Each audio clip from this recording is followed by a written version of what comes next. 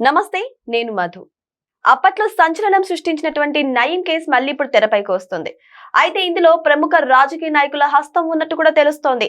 అయితే అసలు ఈ కేసు వెనకాల ఏం జరుగుతుంది, ఈ రోజు మనం తెలుసుకుందాం. ప్రస్తుతం మనతో పాటు ఉన్నారు సీనియర్ జర్నలిస్ట్ సిఎస్ రావు గారు.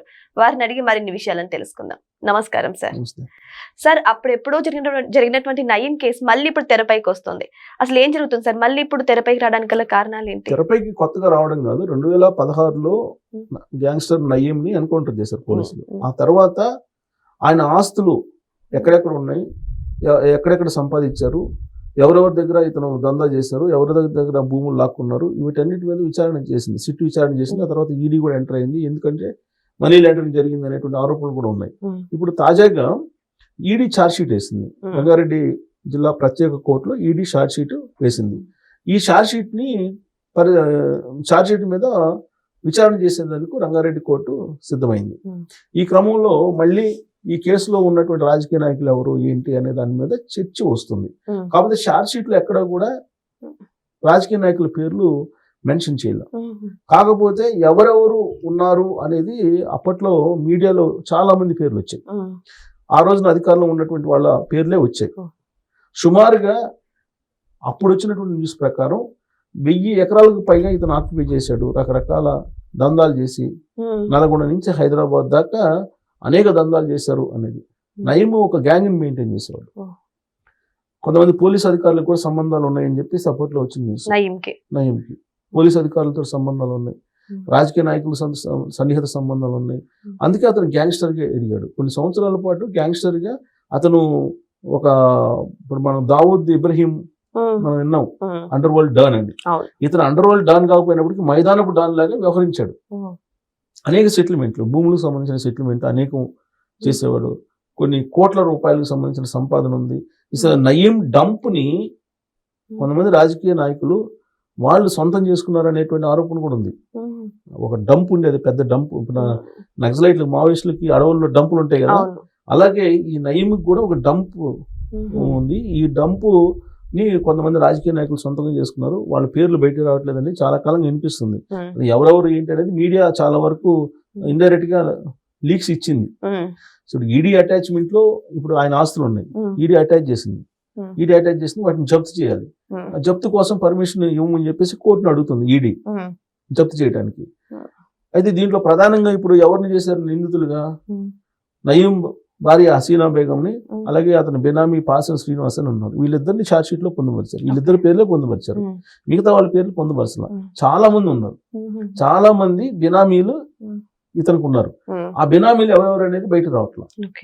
సో ఆ బినామీల పేర్ల మీద భూములు ఉన్నాయి. భూములు కానీ రకరకాల ఆస్తులు కానీ ఇవన్నీ బినామీల పేర్ల పైన ఉన్నాయి. దాదాపు 35 మందిని బినామీలుగా ప్రాథమికంగా గుర్తించి విచారించారు. కానీ ఛార్జ్ షీట్ లో మాత్రం పొందుపరచలా. వీళ్ళిద్దరినే చూపించారు. ఆ భార్యను, ఆయన పాసం శ్రీనివాస్ అని అనుచరుడు, వీళ్ళిద్దరినే చూపించారు. మరి మిగతా వాళ్ళు ఏమైపోయారు? బినామీలు. అంటే ఆ బినామీల దగ్గర నుంచి పవర్ ఉన్నటువంటి రాజకీయ నాయకులు అప్పట్లో తీసుకున్నారా అనేటువంటి అనుమానం అప్పట్లో పేపర్లో వచ్చింది. లేదంటే బినామీలు వాళ్ళ బినామీల పేరు పైన ఉన్నటువంటి ఆస్తులు ఏమైపోతాయి? అవి రావాలి కదా, విచారణలో బయట రావాలి కదా. అసలు ఈడీ విచారణలు రావాలి, అలాగే సిట్ విచారణ రావాలి. ఇవంతా కూడా కొంతమంది బాగా సీనియర్ మంచి పొజిషన్ లో ఉన్నటువంటి కొంతమంది పోలీసులు కూడా దీంట్లో ఇన్వాల్వ్ అయి ఉన్నారు. పోలీసులు కూడా అనేది అప్పట్లో వచ్చింది న్యూస్. మరి పోలీసులు కూడా ఇన్వాల్వ్ అయ్యి ఉంటే మరి ఆయన కేసు ఎలా బయటకు వచ్చింది సార్?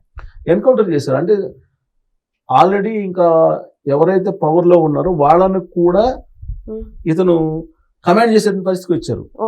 అది తట్టుకోలేని పరిస్థితుల్లో అతను ఎన్కౌంటర్ చేశారు అనేది అప్పట్లో బాగా వినిపించింది.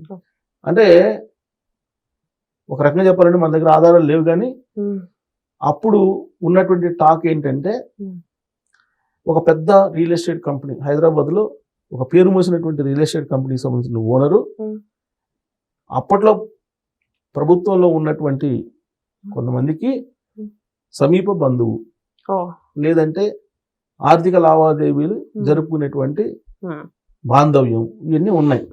ఆ క్రమంలో ఈ రియల్ ఎస్టేట్ కంపెనీ అతన్ని, నయీం అనే అతను బెదిరించి ఆయన భూములే లాక్కోవటానికి ప్రయత్నం చేశాడు.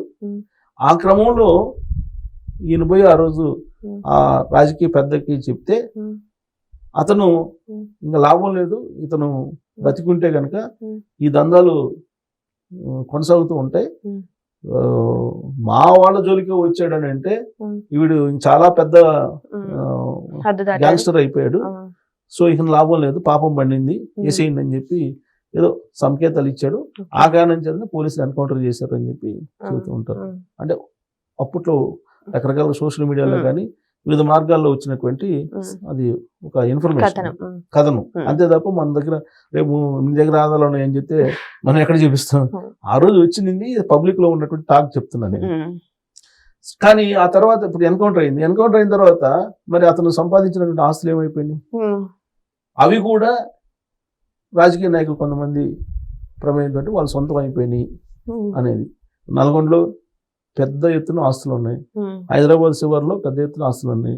సరే ఇప్పుడు షార్ట్ షీట్ చేసిన దాని ప్రకారం ఈడీ అటాచ్ చేసినటువంటి ఆస్తుల విలువ 11 కోట్లు అంటున్నారు. ఈ 11 కోట్లు కాదు, ఇప్పుడు అన్అఫిషియల్ గా బినామీల పేరు మీద ఉన్నాయి, చాలా ఉన్నాయి. ఇది మార్కెట్ వాల్యూ ప్రకారం వీళ్ళు వాళ్ళు రిజిస్ట్రేషన్ వాల్యూ ప్రకారం ఈ 11 కోట్లు వేసింది కూడా మార్కెట్ వాల్యూ ప్రకారం దీని ఆస్తులే దాదాపుగా నువ్వు 11 కోట్లు అంటే 11 ఇంటూ కొన్ని రెట్లు వేసుకోవచ్చు. సో ఎకరం ఇప్పుడు 100 కోట్లు మినిమం ఉంది కదా. సో హైదరాబాద్ రింగ్ రోడ్ చుట్టుపక్కల ఈ నయీంకి సంబంధించినటువంటి ఆక్యుపేషన్ లేదంటే బినామీ పేరు పైన ఉన్న ఆస్తులు చాలా ఉన్నాయి. మరి అవన్నీ ఏమైపోయినాయి, అది బయటికి రావట్లా. ఇప్పుడు ఈడీ ఏమంటుంది, ఈ 11 కోట్లు విలువైనటువంటి ఆస్తులు ఉన్నాయి, ఇవి జప్తు చేసుకునేందుకు మాకు అనుమతి ఇవ్వండి అని చెప్పేసి పిటిషన్ వేశారు ఈడీ ఈ ప్రత్యేక కోర్టులో. అంటే ఈ కేసు ఇంతతోటి అయిపోయింది. మరి ఈ కేసు అయిపోయింది, బానే ఉంది, ఎన్కౌంటర్ అయిపోయాడు నయీము, వాళ్ళ భార్య హసీనా బేగం ఉంది, వాళ్ళ మీద ఏదో నిందితులుగా వాళ్ళు పేర్లు నమోదు చేసి విచారణ చేశారు. మరి జప్తు చేసినటువంటి ఆస్తుల్లో బినామీ పేర్ల పైన ఉండి లేవు కదా, మరి బినామీ పేర్ల పైన ఉన్నటువంటి ఆస్తులు ఎవరికి చెందినాయి, ఇది కదా బయటకు రావాల్సింది. కానీ ఇది బయటికి రాదు, ఇది ఆల్రెడీ అయిపోయింది, ఈ కథ క్లోజ్ అయిపోయింది. ఇప్పుడు అఫీషియల్ గా ఏదో కొన్ని దొరికి ఉంటాయి, ఆ కొన్నిటిని మాత్రం నమోదు చేసేసి వాటిని హ్యాండ్ ఓవర్ చేస్తారు, జప్తు చేసుకుంటారు, ఈ కేసు క్లోజ్ అయిపోతుంది. ఇప్పుడు నయీం డైరీ అనే సినిమా వచ్చింది ఆ మధ్య, ఇది కేసు ఎన్కౌంటర్ జరిగిన తర్వాత. ఈ నయీం డైరీలో చాలా వరకు సినిమాలో చూపించారు, సినిమాలో కూడా చూపించారు, రియాలిటీ కొంతవరకు చూపించారు.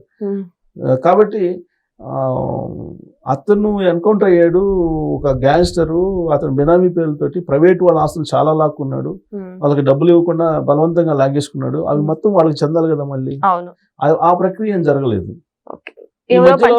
మధ్యలో కొంతమంది రాజకీయ దొంగలు, అలాగే కొంతమంది పోలీసులు వాళ్ళ పాలైనవి ఆ ఆస్తులన్నీ.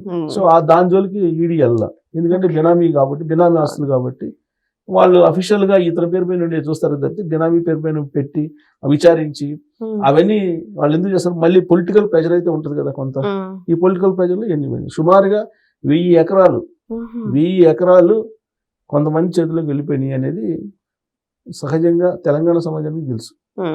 సో 1000 ఎకరాల ఇంకా తర్వాత గోల్డ్ డంపులు ఇవన్నీ ఉన్నాయి అన్నారు, ఆ బంగారం డంపు అవన్నీ ఏమైపోయినాయో తెలియదు. కాకపోతే ప్రత్యక్షంగా కనపడుతున్న 11 కోట్లు ఏదైతే ఉన్నాయో ఆ 11 కోట్లు జప్తు చేస్తూ ఉంటారు వీళ్ళు ఈడీ. లాస్ట్గా 11 కోట్లతో సరిపెడతారు.